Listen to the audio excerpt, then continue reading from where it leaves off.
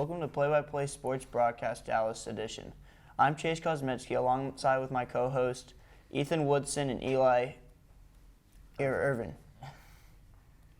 A lot has happened in the Dallas sports world since last summer, so we will try to catch you up on this great year of sports for some, and not so great for others.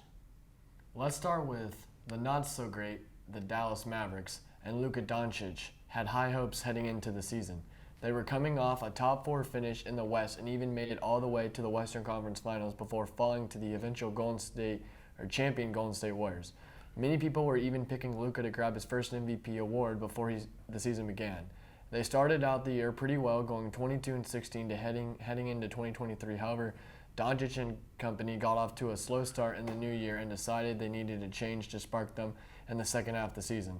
The Mavs did just that in trading for 8-time All-Star and former NBA champion Kyrie Irving. This trade unfortunately did not have the desired effect. In fact, it may have done the exact opposite. The Mavericks fell completely out of the playoffs, going 2-9 in their final 11 games and finishing the year 38-44. Even with Luka's heroics, averaging over 32 points, 8 rebounds, and 8 assists for the season, this team has a lot to figure out heading into next season. We now talk about the stars that shine brightest in Dallas sports and that of the chorus of the Dallas Stars hockey team. They were incredibly consistent all year long, being one of the best in the West throughout the whole NHL season.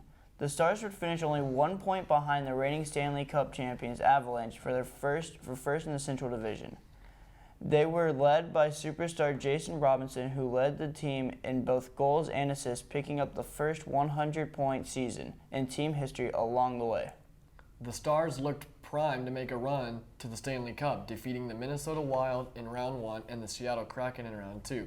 Unfortunately, in the Western Conference Finals, they quickly found themselves down 3-0 to the top seed Vegas Golden Knights. They fought back violently, taking both games 4 and 5 to make it a series, but in Game 6 it was all Knights, winning the clinching Game 6 by a score of 6-0.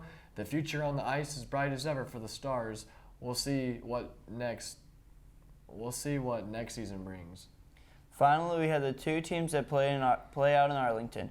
Though last season was a bust for the Rangers, they have started off hot. They currently lead their division ahead of the state rival and defending World Series champions, the Houston Astros. Jacob deGrom's injury is a big blow, but the Rangers are still in the driver's seat early in the season. Across the parking lot, it was another season of ups and downs for the Cowboys. It all started with a Week 1 injury to quarterback Dak Prescott. Backup quarterback Cooper Rush was able to step in and do a decent job, leading the Cowboys to a 4-1 record as the starter. When Dak returned to the field, he led the league in interceptions, but the boys would still finish up the season 12-5, good enough for a wild card spot. In the first round, they were able to avenge the Week 1 loss against Tom Brady and the Buccaneers in what happened to be Brady's final game. In round 2, the Cowboys faced off with the San Francisco 49ers, who had the #1 defense in the league. The offense could not find its stride, and Dallas would fall to the Niners 19-12. This loss meant the streak of not reaching an NFC title game since 1995 would continue. The Cowboys have just as many questions as answers heading into this upcoming season, and we'll see if they can finally break that long streak.